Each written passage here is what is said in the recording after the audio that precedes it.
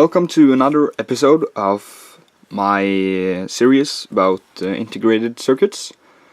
Today we're going to look at probably the easiest, or the easiest so far, and probably the easiest in the whole series. So this is a TC4069 UBP, and it's an inverter.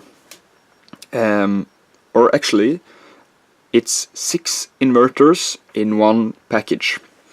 An inverter is a type of integrated circuits that take one output, let's say 5 volts input, and change it to a 0 volt output.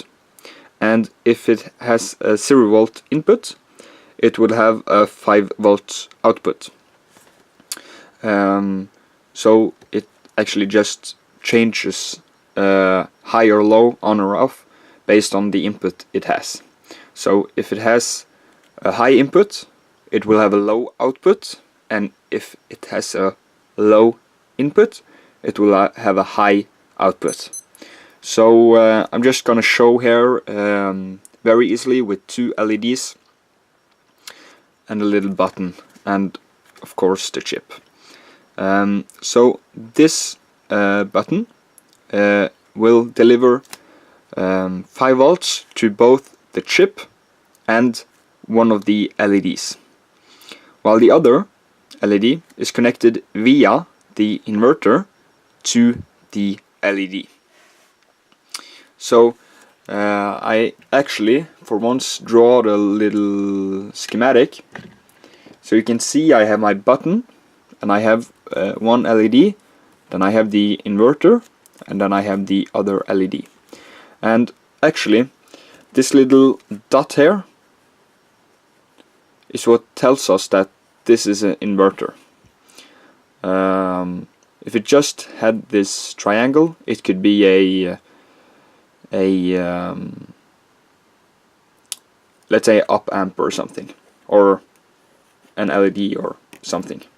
But always if integrated circuits has this little dot, it means that the output is inverted. So if an integrated circuit has a output and it has a inverted output, it will be a dot on the end, and in some cases, let me draw that for you.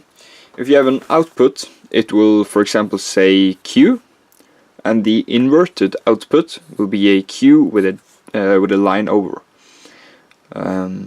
So that's just nice to have when working with integrated circuits and easy logic, because that's what we're talking about here, logic. So let me power up, and we can start looking. As you saw, one of the LEDs fired up as soon as I took the power on, and that is the LED that is connected to the inverter. And that is on now because it doesn't have a input signal. But if I press this button, I will get a 5 volt input on the inverter, and that will give me a 0 volt output. So this LED will go off, and this LED will go on because that's directly connected to this button or switch. So as you can see, it's kind of flip-flops. But as you can see, it goes right back when I release the switch. So this LED is just for showing you that this is actually, you can say, an indicator of the input of this chip. And you might think, why is this chip useful? And it's useful for many purposes. For example, if your chip don't have an inverted output, and you want an inverted output, you need an inverter. So let's say you have a timing circuit, and instead of the relay or the light or the signal going off at the timed delay, or yeah, what the chip would normally set high, you can have a low input and it will be changed to high when you need it to. So yeah, it's a useful chip to know about.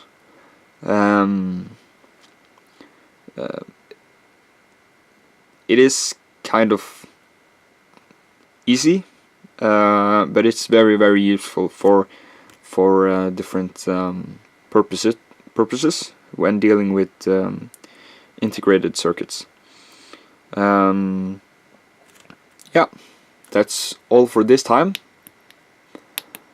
Quite fun to play around with, as many of the other integrated circuits we're talking about. If this is the first video you watch in this series, you can drop by and look at the other ones. I have some, I believe, nice videos about building a LED chaser and building timing circuits and stuff like that. So yeah, go ahead and look those up if you're interested. Thanks so much for watching, and see you guys soon.